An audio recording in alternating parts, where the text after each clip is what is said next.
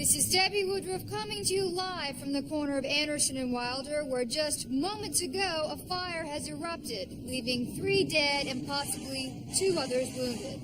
I have with me Officer Douglas Danforth of Precinct 26. Officer Danforth? Yes, Debbie. Officer, early reports have indicated that these deaths are organized crime related. Can you confirm this? It would certainly seem so, Debbie. The victims were all known to be affiliated with the Parigi crime family. As you know, the family has been torn by a bloody power struggle since last month's death of the reputed godfather, Roberto Parigi.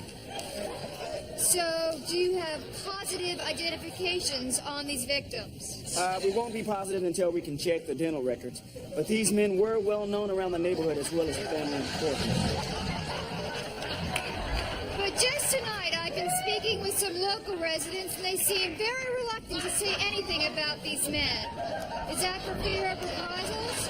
I'm going to have to say that. Despite its troubles, the Parigi family remains a force in this community. Certainly nobody wants to go on record identifying these men as criminals, but you also have to realize that the community, these men are commanded. They got respect in the community. But that money, does that come at a price? They're family men, and absolutely it does come at a price. We're talking business loans at up to 50% interest, and believe me, if you didn't pay on time, you won't be very lucky. I see. Do you have any leads on who might want these men dead? Right now, our best guess is it was an inside job, perhaps linked to the reports that an internal battle. So wait a second. Do you see these deaths as the end of a bloody power struggle or just the beginning? Private organizations may see this as their chance to rid themselves of the Parigi family once and for all. So what you're saying is the community can rest easy tonight. I wish I knew, Debbie. In the meantime, residents in the community will surely feel increased police presence. We're on top of the matter, and I'd like to stress that nobody in this community has anything to fear. Thank you very much, Officer Danforth. Again, 3 are dead, 2 are wounded, and the culprits are still at large. From the corner of Anderson and Wilder, this is Debbie Woodruff. Back to you in the studio. And one more thing I might say, if you can tune in this evening and make sure if you have any news or any speculation on who these men might be, please call our studio and let us know as soon as possible. Thank you very much. Back to you, Bob.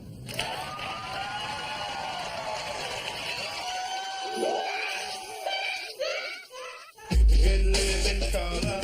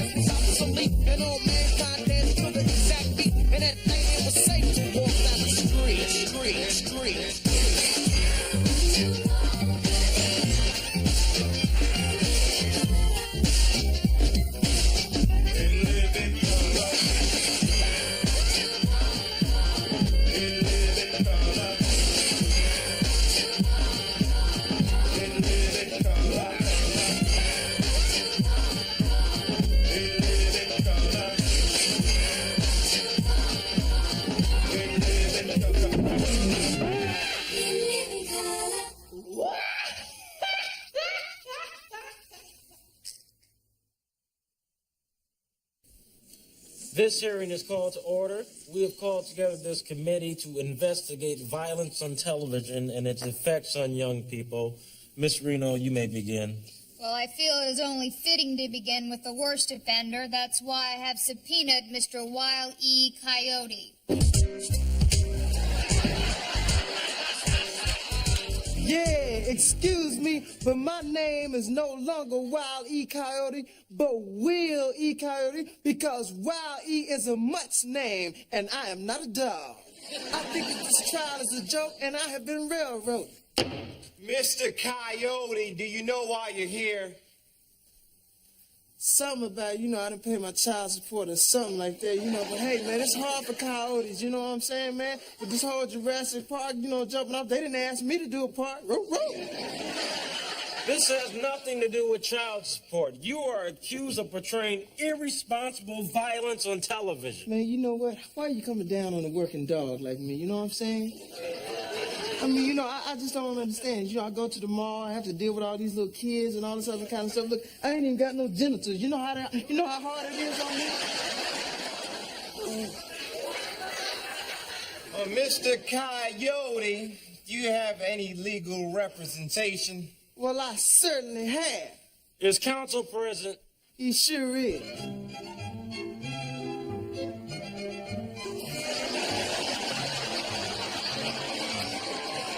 State your name for the record. My name is Elmer J. Fudd. I'm a warrior and a big game hunter. Yeah, he got skills. I mean, he's still trying to, get the hook on phonics class going on. I would like to submit that my client has never, ever set a bad example for children.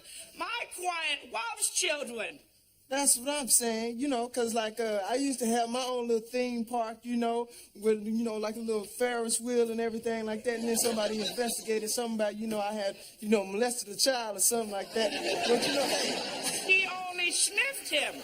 that's exactly right. We just slept together. Nothing ever happened, you know what I'm saying? Nothing ever happened. We were just sleeping together, you know what I'm saying? Mr. Snoopy got a beat for me. Coyote had some honey on him. Mr. Coyote, you've influenced millions of kids. How do you account for the 14-year-old boy who held up this sign right before jumping off the edge of the Grand Canyon? Oh, you gonna blame that on me, huh? You gonna blame that on me? Let me tell you something, man. That's some old school stuff. We don't even do that no more. You know what I'm saying? Look, I'm just a K9 trying to get paid. Be very, very quiet. You might incriminate yourself. Senator, children everywhere are even swallowing accordions because of this coyote. Oh, that's a lie. I ain't never swallowed an accordion in my entire life.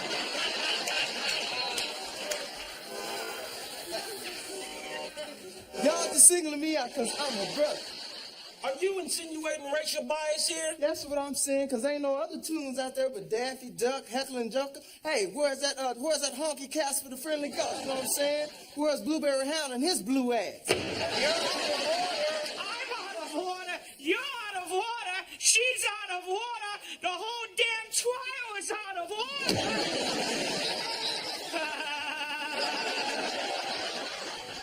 That's about enough, Counselor Fudd. Now, do you have anything to say on your client's behalf? Senators, I submit to you my client is guilty of no wrongdoing, but in actuality, it is the fault of the Acme Company where he gets his supplies. Yeah, you tell him, Elmer. Take, for example, this bird seed.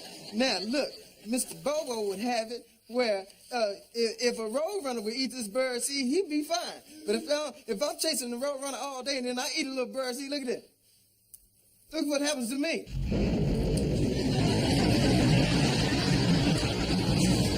Mr. Coyote, senators, these are earthquakes. That's exactly my point. It's mislabeled. And take a look at this umbrella. It's very, very flimsy. Yeah. Now, this is supposed to protect my hair from falling objects. Mr. Coyote, you can put that away. Nothing's gonna fall on your head. Well, you here. never know when something might fall on your head because of... There it is. See, all I get is chuckles. That's all I get is chuckles, man. I'm tired of this, man. They're just chuckling and laughing at me, man. I just want some respect. I don't want no money, no change. I just want a tail from... You're out of order. Gentlemen, I find it hard to believe that these lovely Acme products are at fault. I mean, if what you say is true, I can simply come here and press down on this harmless detonator with no battery and no dynamite and...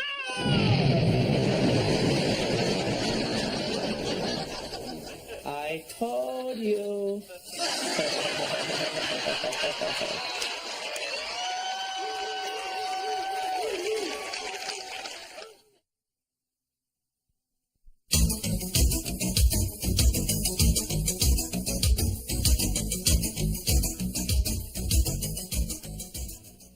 You are strong, you are beautiful, you are perfect. Welcome once again to the show By, For, and About Women.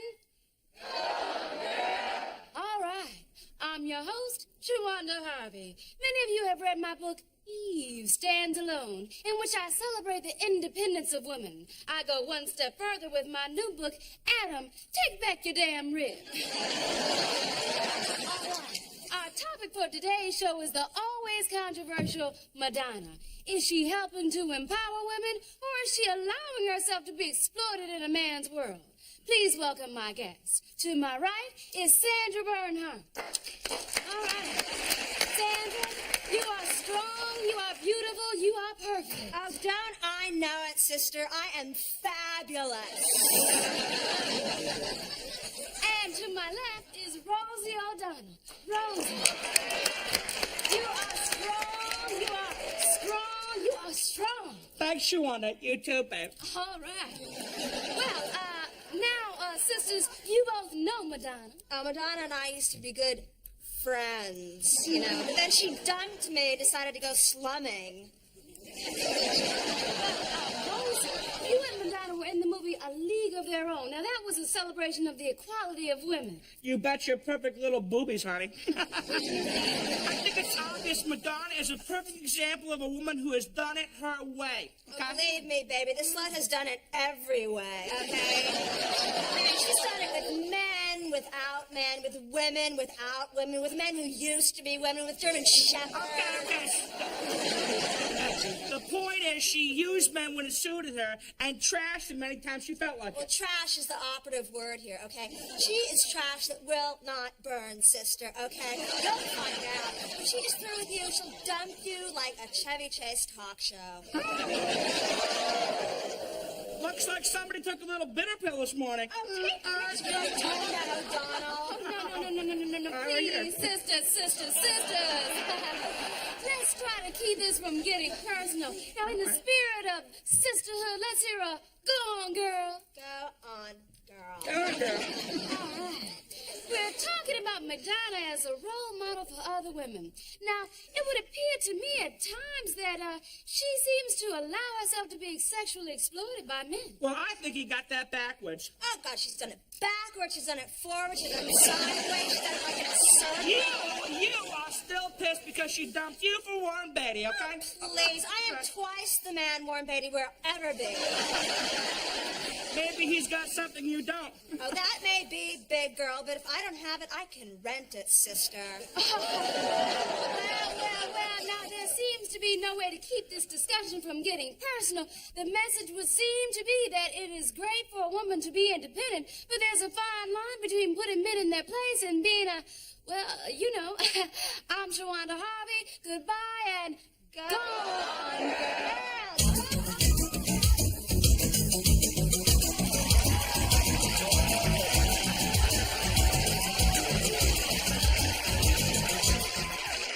Hi, kids. I'm Keeny Keenan. Welcome to the show.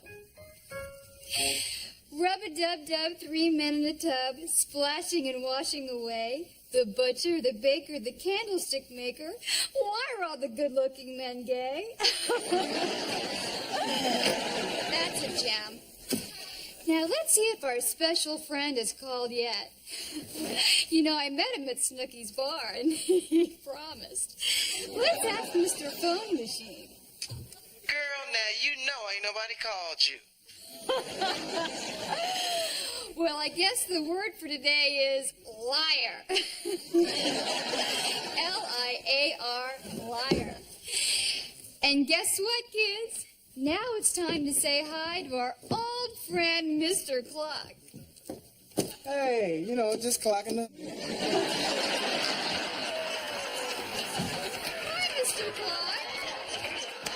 What's up? What time is it? What time is it? It's time for you to have some kids. You see, children, he's a biological clock. That's why he says all those mean things. Yeah, Candy, you need to hurry up, because you ain't got enough eggs to make a 2-egg omelet. Shut up, you liar. L-I-A-R, liar. Now tell my little corn before I buy a swatch. No problem. Hickory dickory dock, the mouse ran up the clock. The clock struck 8. You said your period was late. The next day, he moved to the next state. Hey.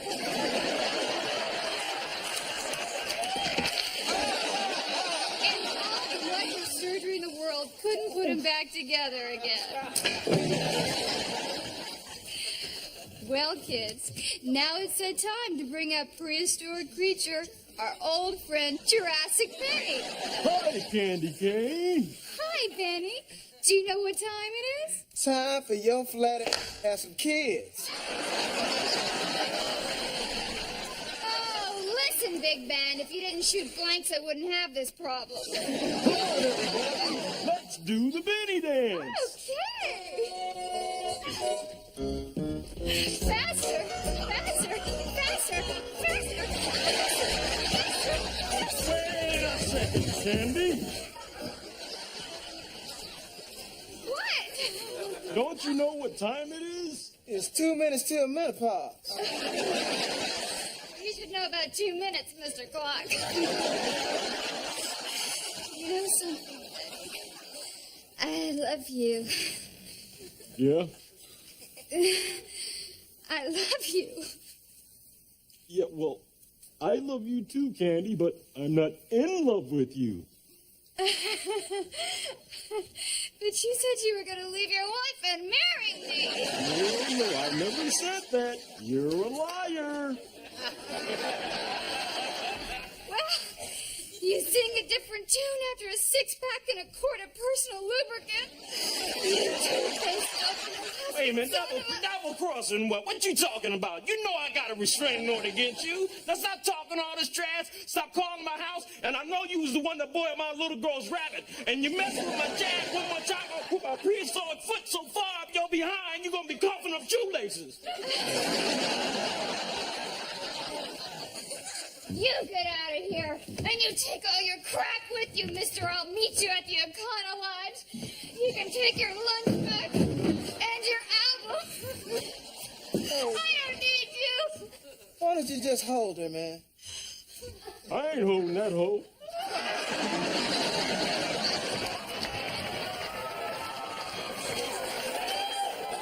Liars! You're just both liars and users and insensitive pigs and horny, worthless macho lowlifes. Well, kids, I guess it's just us. But you're not even my real kids. I'll never have kids. I'm destined to pick cat hair out of my lean cuisine. Join us tomorrow, boys and girls, for another adventure in Candyland with Candy Cane.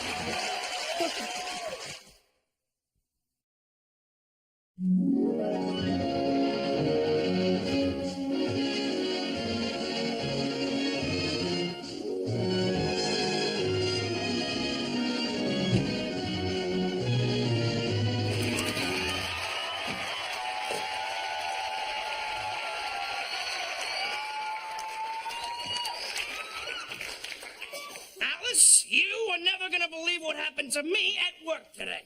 Let me guess, Ralph. You stepped in the back of a bus and it popped a wheelie. No, hi, Alice, you're a regular riot. No, look at this. Take a look. Earl Johnson's retiring. So? So, Earl Johnson's a dispatcher. That means they got to give me his job. An extra $8 a week, Alice. On an extra $8 a week, we are going to be living large. You've been living large since birth, Ralph. Hi, Alice. You're real funny. You're a regular MC Weisenheimer. Now, listen. My boss is coming over here tonight. So, what's for dinner? TV dinners. TV dinners? TV dinners? You can't serve the head of a bus company TV dinners. You're right, Ralph. I won't. Alice, you better check yourself before you wreck yourself. Nice weave, Alice. Now step.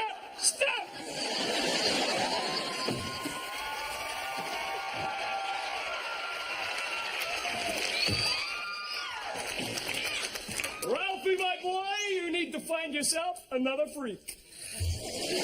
And you got back, what can I tell you? Which is whack. It's whack. Now, so what up, Home Slice? Norton, you gotta help me. My boss is coming over here tonight, and he's black, and I don't know the first thing about being hip. I'm gonna hook you up. Okay, the first thing you need to know is the handshake or dap, as the brothers call it. Handshake, all right? Here it comes. Huh?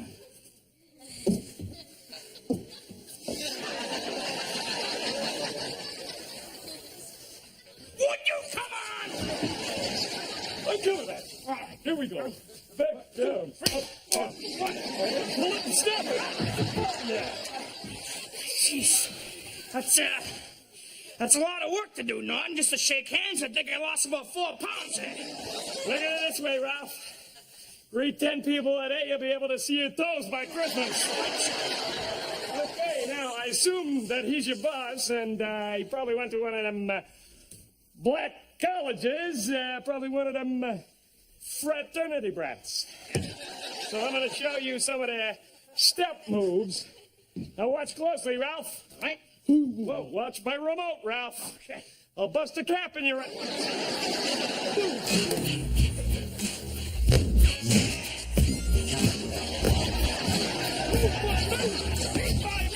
You by you! You by you!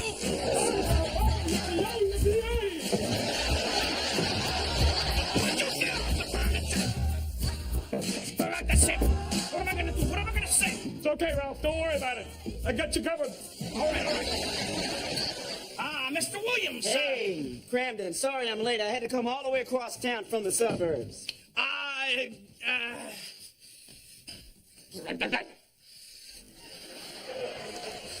Salami Lakem. You did go to college, right, Mr. Williams? What are you getting at, Cramden? Well, we just wanted to make you feel at home, if you know what I mean.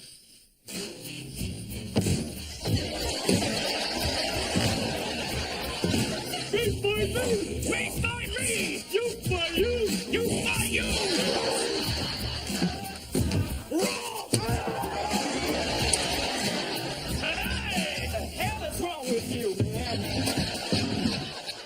Insulted, man. What is on your mind? The dude is bugging, Ralph. He's bugging. We thought this was the kind of thing that went on at black colleges, that's all. As a matter of fact, I went to Princeton. Just don't like that, Ralph. He's an Ariel. Princeton. I didn't know. You know, I had no idea how ignorant you were. I guess I'm not gonna get that dispatcher job, huh? What are you, crazy? The reason I came all the way over here tonight was to ask you to speak at Earl Johnson's retirement dinner. Hamana.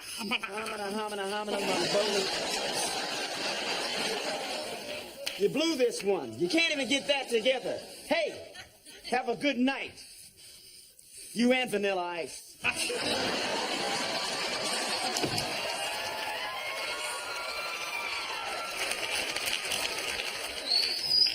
You forgot your hat, bro! Ralph, I know this may be a bad time, but is there any more liquor in the house? Would you get out of here? Okay. The next time I see you can do that swing on me, you know what? Get out of here! Before I get engaged! Ralph, I just saw Mr. Williams storming out of here. What happened? I'll tell you what happened, Alice. I got a big mouth! Amongst other things. Look, Alice. The only reason I wanted that promotion in the first place was so I could buy you a new pair of Timberland boots and a Raiders jacket. So sweet. Oh, Ralph, you know I'll always be your Hootie Mac. Baby, you're the dopest.